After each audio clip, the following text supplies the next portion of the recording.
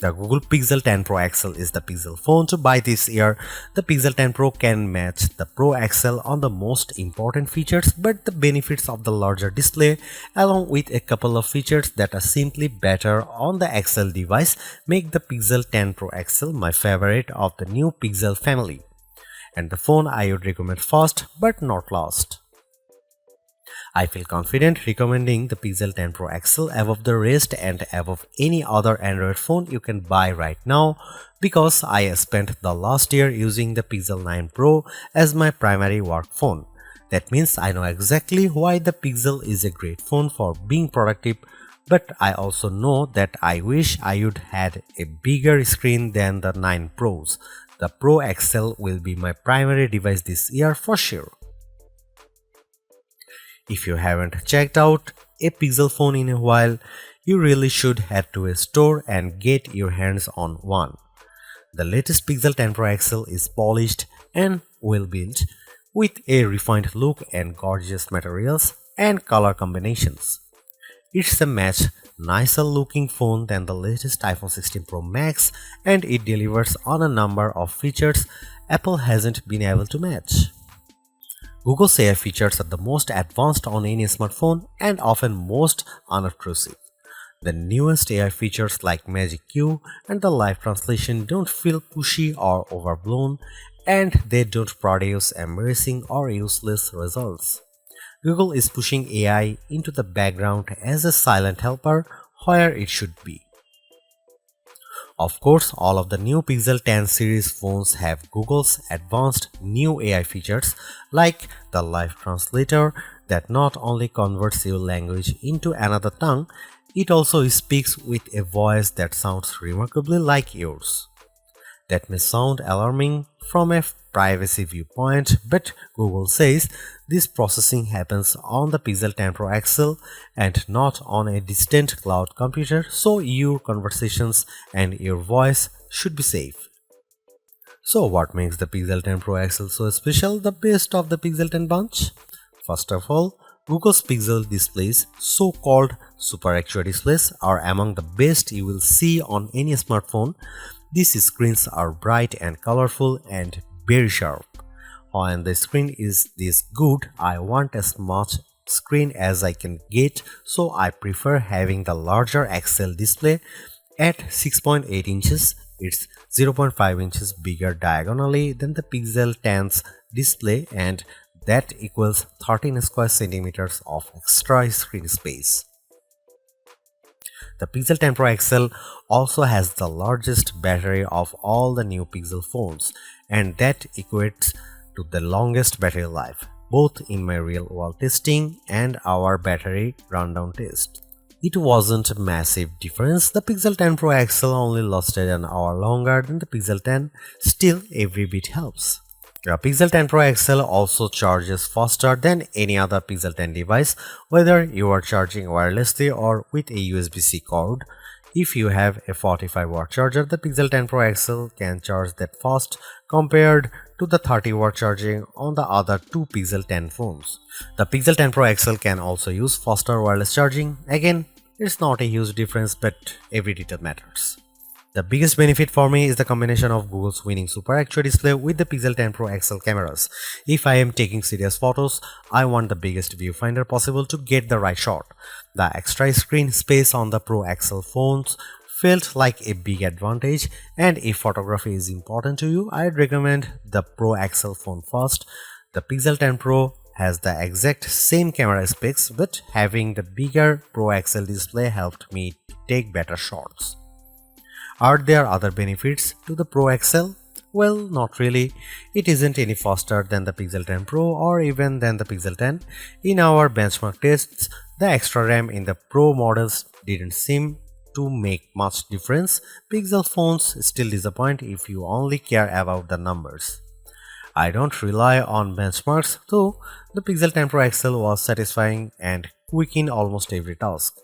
There was some lag on the camera, but most of other features, including the latest AI helpers, ran smoothly with no delays.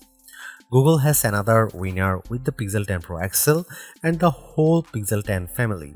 Between the premium design, the excellent software, and the advanced AI features, this is a phone that iPhone fans should seriously consider, and Galaxy owners should envy. I'll be keeping this phone close by, snapped to my MagSafe charging stand until an even better Pixel comes along. I remember the days when a new phone would cost the same but come with more storage and RAM than last year's model because component costs had decreased.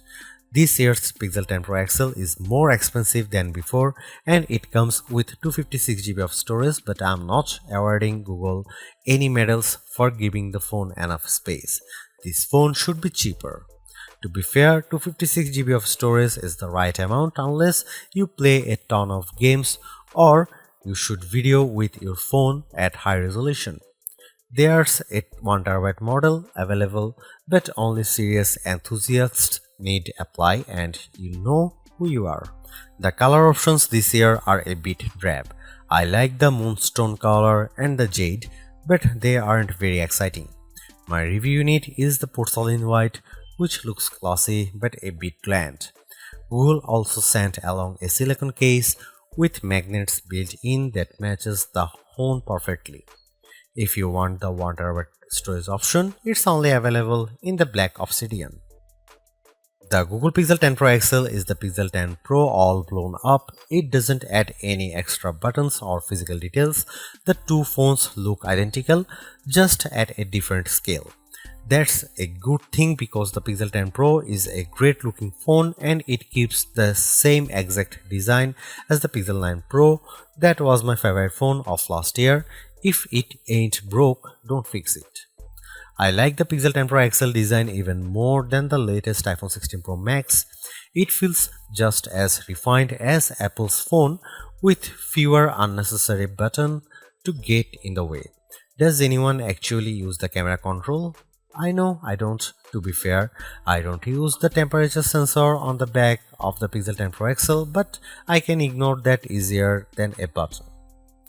The color options are a bit professional and bland, but closer inspections shows more attention to detail than I would have expected from Google.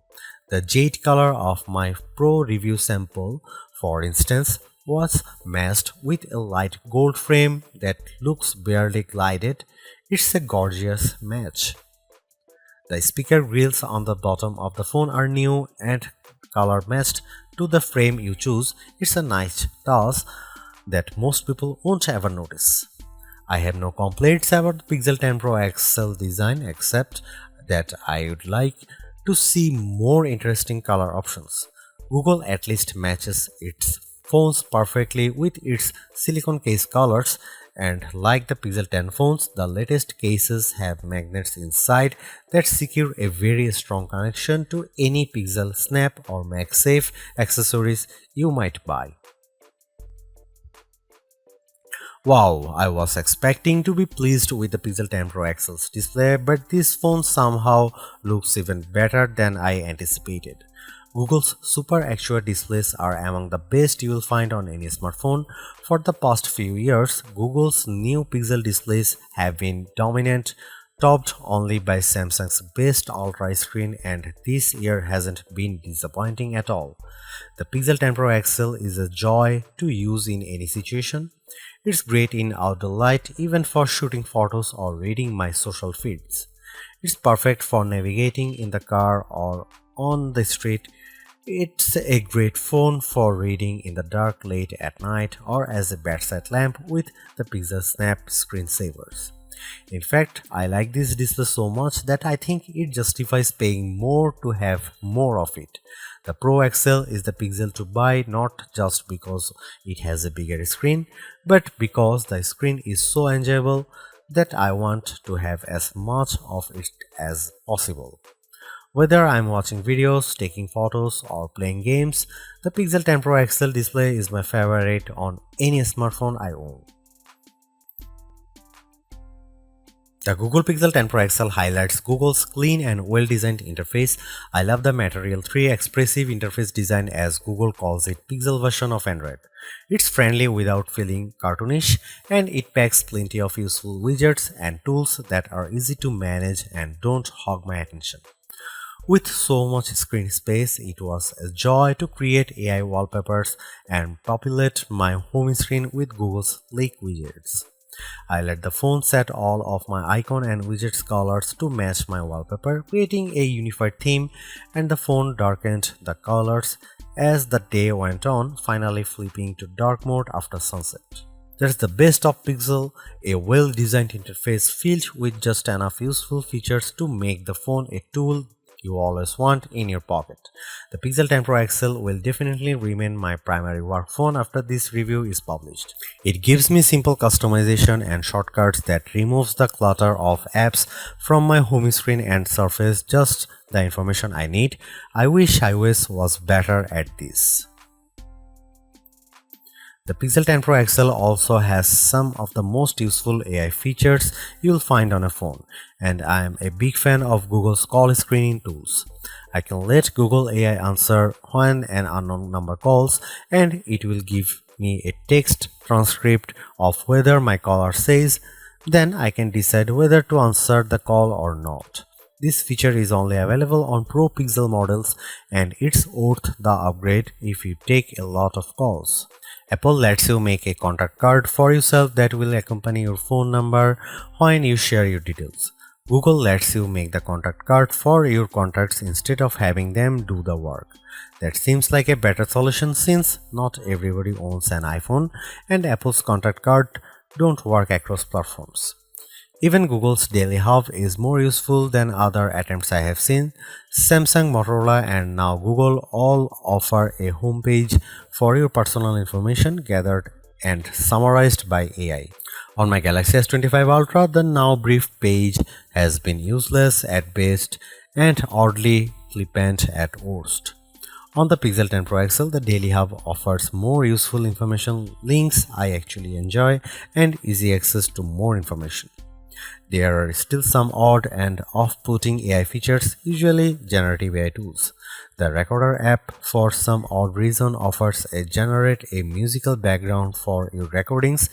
I don't really need a pop metal soundtrack for my business interviews. Thanks. Still, it's easy to ignore these oddities, and Google mostly doesn't shove its AI in your face. The Pixel 10 Pro XL and the Pixel 10 Pro have identical camera lenses and sensors, but I am calling the Pro XL the better camera phone because of the larger display and longer battery life. Both of those attributes are features that camera buyers look for, and they make a difference when shooting the pixels. The photos I got from the Pixel 10 Pro XL were fantastic, perhaps the best I have seen on any camera phone. The Pixel 10 Pro XL took photos with very accurate colors and plenty of details at every focal range. For night photography, it was no contest. The Pro XL took pics that looked like I had a professional flash gun attached, while the iPhone shots looked much darker and lacked focus.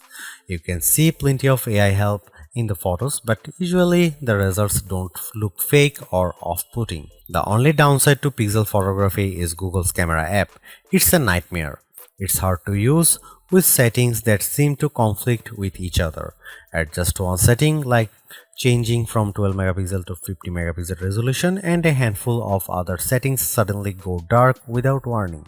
Here you can see some camera samples of the new Google Pixel 10 Pro XL.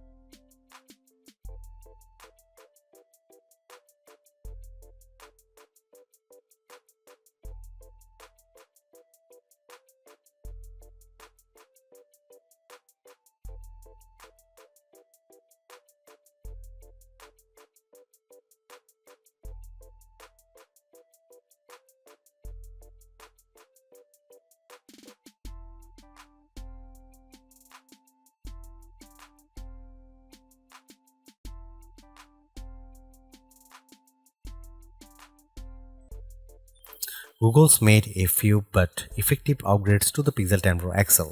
It's a masterclass in efficiency, changing and improving just enough to stay almost the top of the pack in the most areas. The display's brightness is unmatched, and the camera's ultra-wide perhaps aside offer a balanced natural look that I can see a lot of people liking.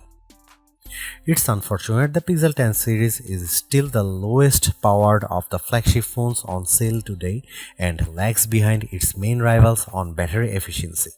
Hopefully, access to Google's latest AI tools makes up for that for anyone who decides to take the plunge, although perhaps give it a couple of months if this is your primary reason. Hopefully by then the seemingly incomplete Magic Q and the preview version of the camera coach will have been made whole.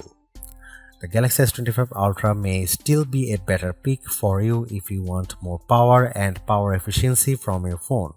The Pixel 10 Pro may also be a better fit than the XL considering you only sacrifice display size and battery life for a cheaper phone that's otherwise just as capable as its large sibling. But the Pixel 10 Pro XL is the most capable of competitive of Google's latest batch of phones. If you are buying a phone right now and want best-in-class software combined with top-tier hardware, this Pixel is probably the one to pick.